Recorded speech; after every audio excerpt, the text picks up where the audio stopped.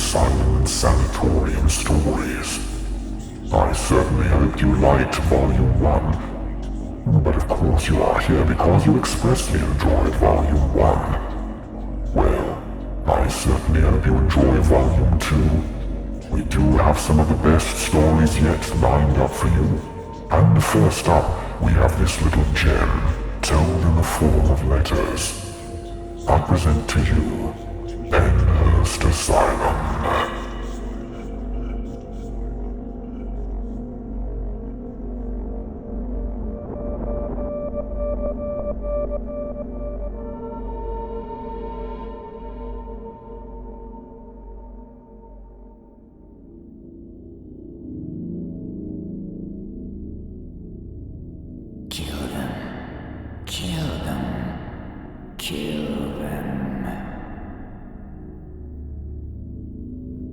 Over and over again, the voices in my head tell me to do the exact same thing. I'd hate to admit it, but the offer sounds tempting as I look at the other people sitting at the table across from me in the hospital cafeteria.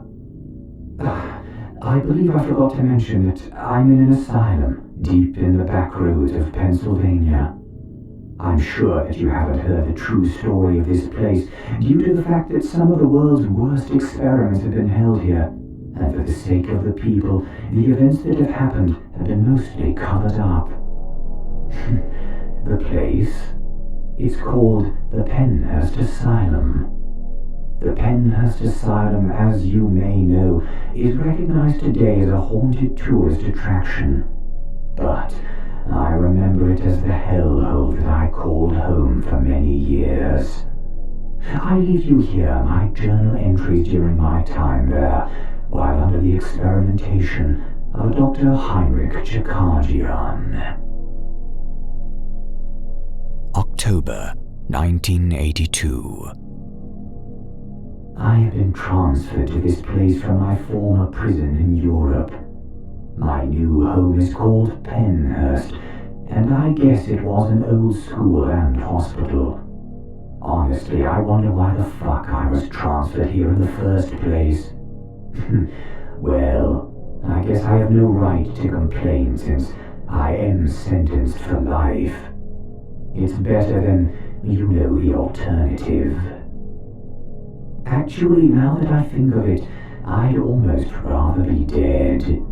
To know that all I have to look forward to is an eventual occurrence of death. The desire to go on slowly fades away as the days drag on. I heard rumors from the other inmates that there is a doctor here who has inmates taken to him, and they just disappear. I can tell you now that I do not wish to meet him. Hopefully I don't. February 1983. Over the past 4 months, the inmates have been disappearing more and more. Even my new friend, Darren. Darren and I met during lunch about 2 months back. He and I hit it off rather well. Turns out, he also used to live in Pennsylvania just as I had, before we were transferred to Europe and to our new prison home. We discussed why we were here in the first place. I was sentenced for the murder of a family of 6. He was sentenced for manslaughter of, I believe, 2 people. Funny enough, we did not let our past actions corrupt our friendship. We actually looked at it as a form of common interest. But Darren was taken away a few days ago.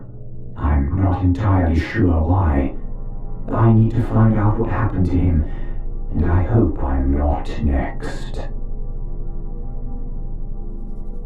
April 1983. The guards in my section seem to be taking different inmates away. I can tell my time is coming. I don't know what to do. Escape? I'm not sure how the hell I'm going to get out of this place. It's too heavily guarded, and I hear them coming to my cell. I don't want to die. I don't want to die. March 1984. He took me. He took me away and did things to me. Unexplainable things. The flash of lights. The blur of red mist. My entire back is burning. He cut it open and performed some kind of surgery on it. I can feel the stitches in my back sealing up where he cut into my flesh. But wait. I feel something in my back. In the center of my back, on both sides of my spine. I feel some sort of lump on either side. May 1984. The lumps in my back seem to be growing larger.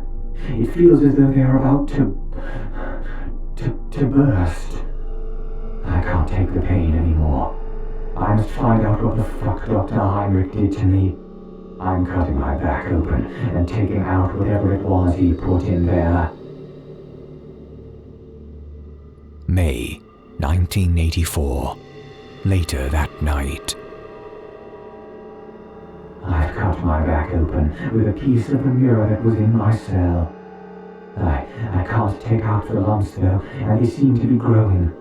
What the fuck has he done to me?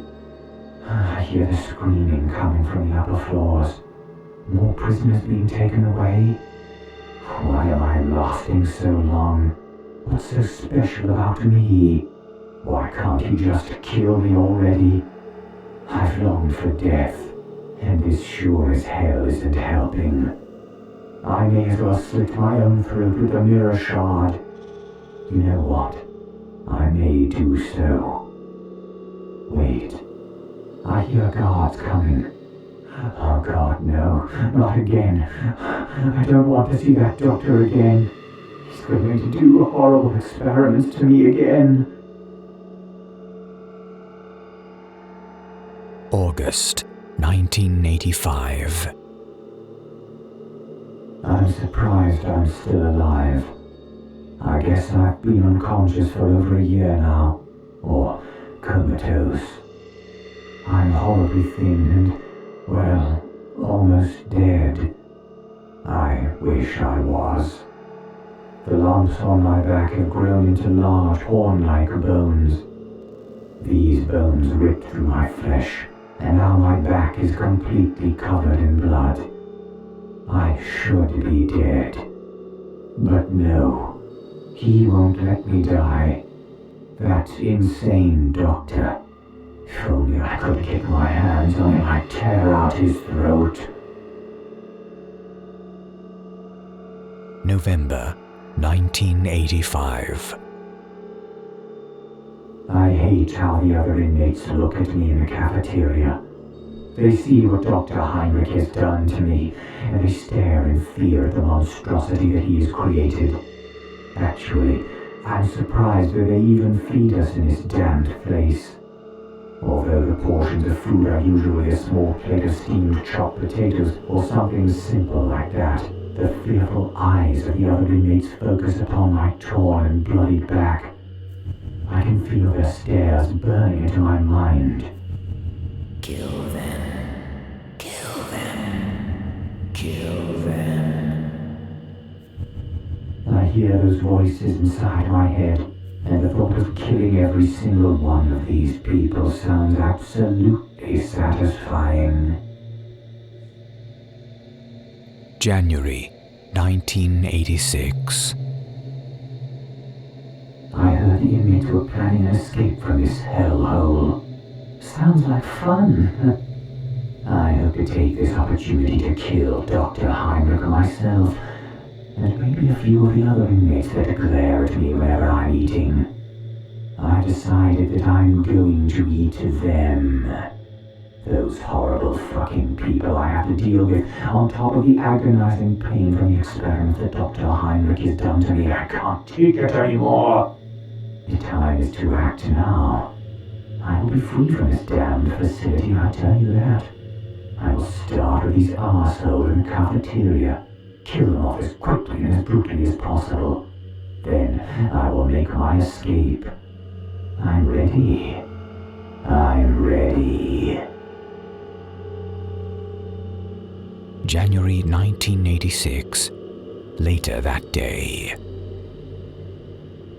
I've decided to keep this journal with me so I can remember all the things I have been through in my time at Pennhurst Asylum. Truly, it was a living hell. My favorite part, though, was the very end of my stay. I helped myself to the flesh of the other inmates. I've been so hungry. Not anymore, though. Tearing my way through the asylum, I found the body of my old friend, you might remember his name, Darren. So I did all I could think of. I took the body with me. Supposedly the building burst into flames on the second floor of the administrative building. Good. That building deserves to burn down. The administrative building, the whole damned thing. I retreated away from the Pennhurst Asylum. I can't stand to look at that place. I keep Darren with me in my new home that's a couple of miles away from Pennhurst. A small, rusty old shack. But it's a better home than any other place I've ever been. The rotting stench of Darren's corpse is getting unbearable, though. I guess I'll have to eat him. I wouldn't dare bury him, no.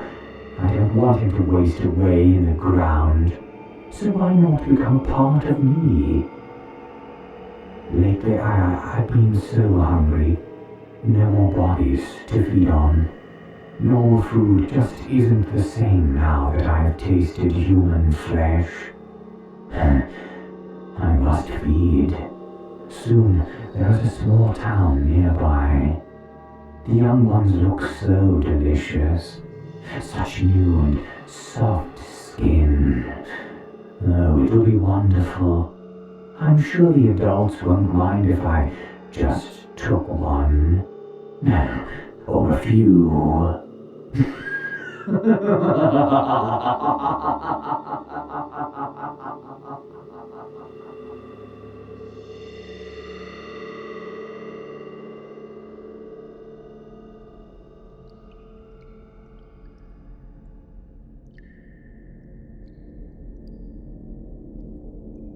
The Laughing Asylum.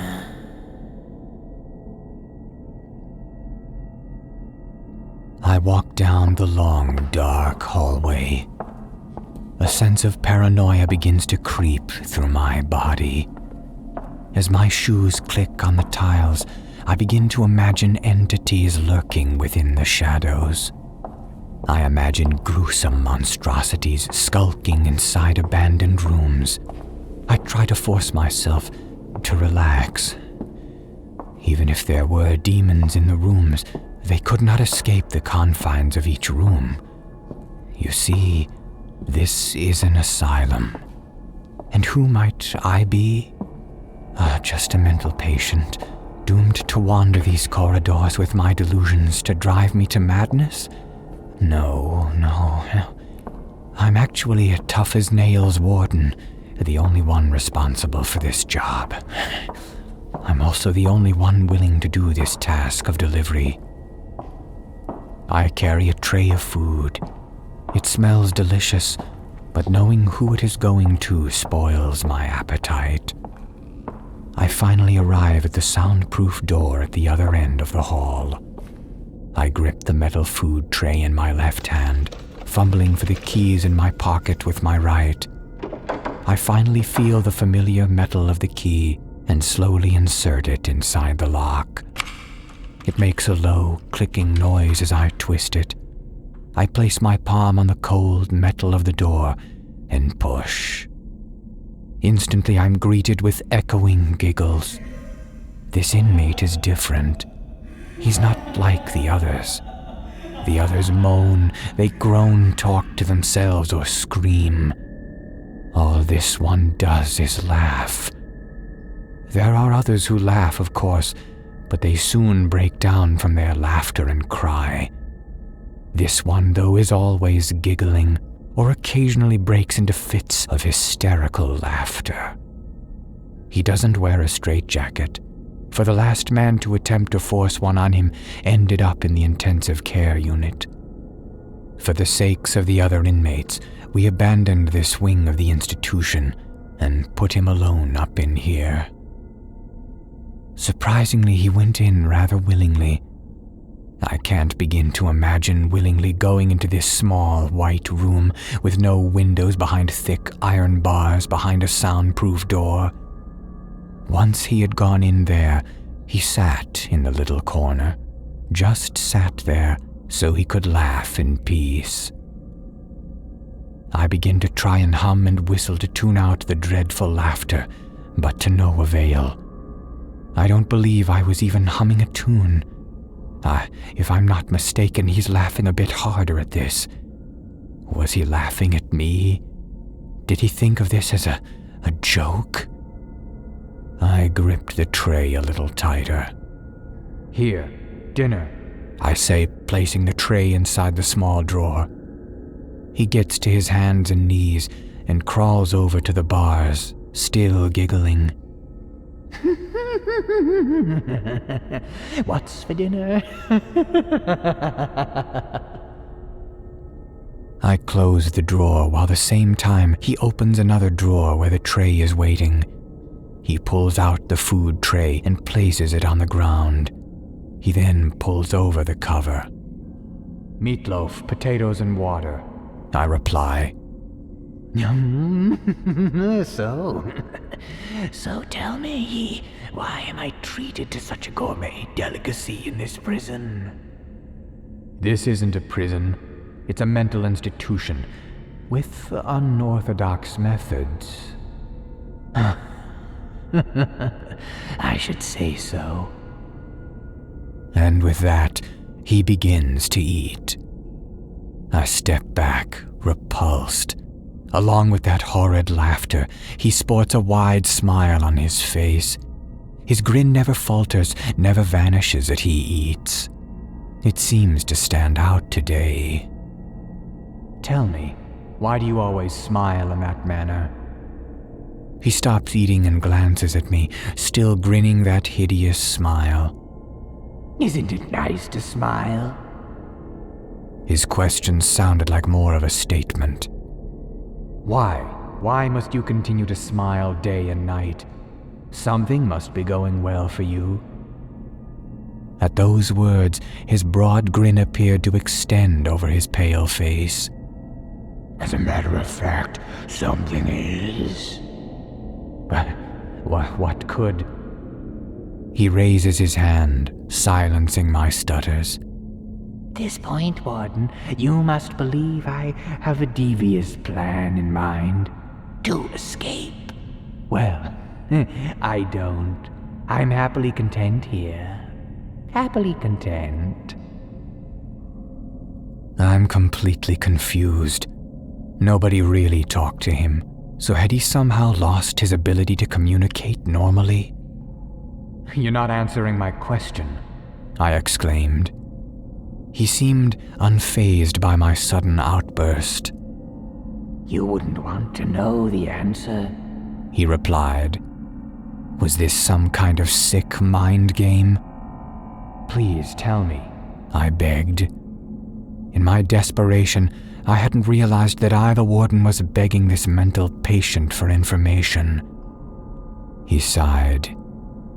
"I suppose you should know, but I warn you, this information will cost you your very sanity." I thought he was speaking crazy talk. I thought he was pulling my leg. I thought this was nothing. He beckoned me closer to the rusty iron bars. I obeyed his summons without fear of him grabbing my ear or head through the bars, but he did nothing. Nothing except simply cupping his hands over my ear and whispering into it. I couldn't believe what I heard. He told me the meaning of life, the place of origin. He told me the fate of this world. All the signs he pointed out are true. He was right about it all, like me paying the price with my sanity. I was dragged in here last night. I refused to wear the straitjacket, and they won't make me. Now that I know the truth, the voices, they talk to me. They feed me information that makes me... that makes me laugh. I laugh and giggle night and day and night, never resting. Knowing the fate of this world is disastrous, but knowing what will happen to me and those like me makes me... makes me smile.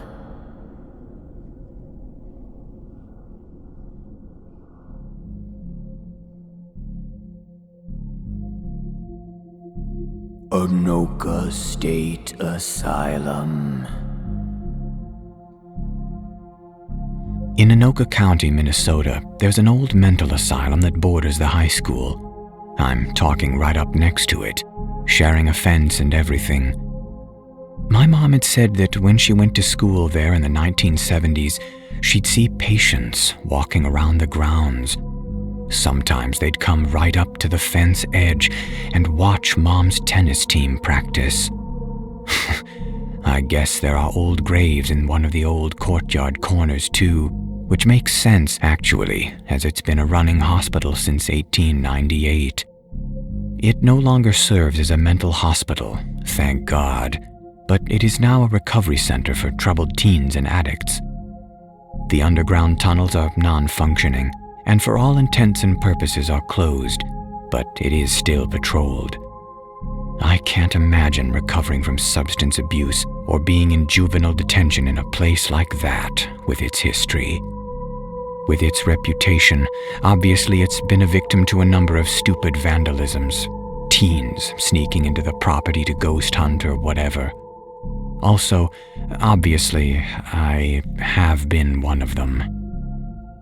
It was 2005. I was in high school and dating this guy named Max, who volunteered for the fire department. His dad was the chief. All the minor volunteers were given a rotation of duties.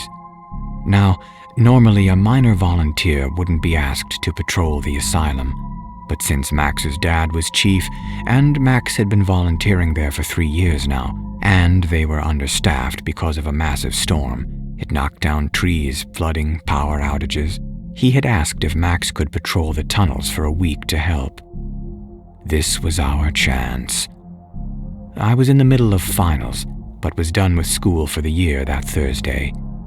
I thought a cool end-of-the-year exploration of the building would be an epic summer starter, and he said he'd let me know after his first night what it was like, and if I'd even be able to sneak in down there.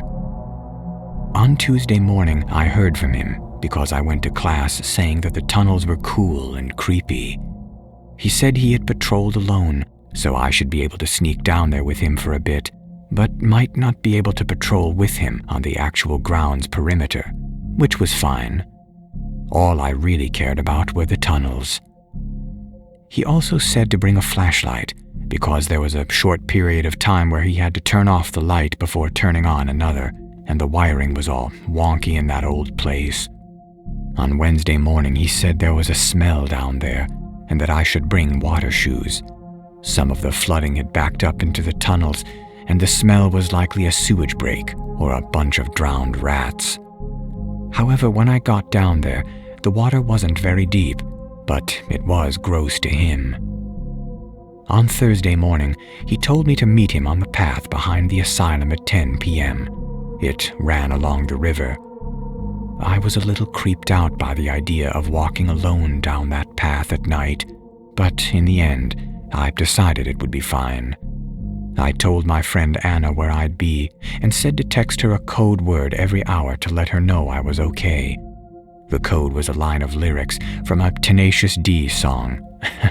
One word each hour, sent in order. I may like creepy things, but I really am a huge pansy. Believe it or not, I'm dressed in ghost hunter stuff. In other words, all black, with a hood and my rain boots. I held keys in my hands like a weapon. You know that thing you do in case someone attacks you and you think, I'll jab them with my keys and then they'll leave me alone. Knock on wood. Max was waiting when I got there, so I didn't have to wait alone, which was great. We started weaving our way down through the property, all the while avoiding light posts. We got to the entrance. It was one of those concrete entryways that immediately led to descending stairs. We headed in. The usual graffiti was present, iterations of fuck and penis sketches, and a bit of it that was just the word no repeating. I turned on my flashlight and we headed down. At the base of the stairs, it smelled like absolute shit. It was also at least 10 degrees cooler. Max clicked on the light switch at our end, and we started off. There was nothing remarkable about the tunnel. It was just a bunch of empty, mostly doorless rooms, an inch or so of putrid-smelling water, and a few pieces of destroyed furniture. I routinely looked through every room, and he waited in the main tunnel. The rooms were 10-foot cubes. I both expected to find something horrible and also feared I'd find something ghostly. Most of the rooms were harmless, though, just kind of gross decay. Honestly, I was kind of disappointed. It hadn't been the adrenaline rush I'd hoped for. There were 4 rooms at the other end that looked particularly beat up. Max explained that they had been holding cells for patients that were having episodes and needed isolation. These were the only rooms with intact doors. I made him come in with me because I was paranoid that the door would suddenly slam shut, and there was no way I would then be able to go out and be haunted alone. I started inspecting. Nothing interesting in the first 2 rooms. In the third, though, I found some indents in the bottom corner of the back wall. After inspecting for a bit, I realized that they were fingernail marks. The worst part about them was imagining the position someone would have to be in to make them, crouching on the floor with their back to the door. I found a few more spots of these claw marks, all bundled together, marks going in different directions. Most of them were clustered around the bottom of the room or corners, but there was one group of scratches, about 9 feet up on the wall. I guessed maybe the person was standing on the bed and just going to town. But the unusual height still bothered me. At this point, that was enough. I really didn't need a lot of creepy stuff to fill my quota, so I was ready to leave. Max understood, but also thought that I should check out the last room, since I had looked in all the others. I wanted to leave, but my OCD and my curiosity was like, you totally need to look in that last room. You have to complete the dungeon crawl. So I went in and made him stand right by me. We started going over the walls, but found nothing. I kept going back to the corner, since that's where I had found the first marks in the other room. I bent down to look at what I thought was another mark on the wall, and noticed that there were marks also on the floor. It was hard to see, since there was water over everything, but by swishing my foot back and forth, I could just make it out. The word no repeating. Now I was done. I stood up and turned to Max, and then stopped. We had been so focused on looking at the floor with the flashlight, we didn't realize the light in the tunnel had gone out. I fucking all out screamed. Max grabbed the light from my hand and charged down toward the opening. I followed in a panic. He looked one way and then the other with the light, before dashing toward the stairwell to hit the corresponding light switch. I waited in the hallway, pressed against the wall, eyes down. I did not want to close them, even though I couldn't see anything anyway. but I didn't want to look around either. I was afraid I'd see a shape in the claw-mark room across from me. Moments later, Max had the tunnel light on and was grabbing my arm. Thank God he's an emergency responder and could just act on instinct. I was useless. We ran up the stairs and out the other side. I had another brief moment of panic when he took the flashlight and went back down to turn the light back off to complete his patrol. I thought for sure he would be pulled out of view by an invisible force, or that some terrible creature would crawl up the stairs after me, but it was nothing like that. Thing is, I'd never go back, but Max had one more night of patrol.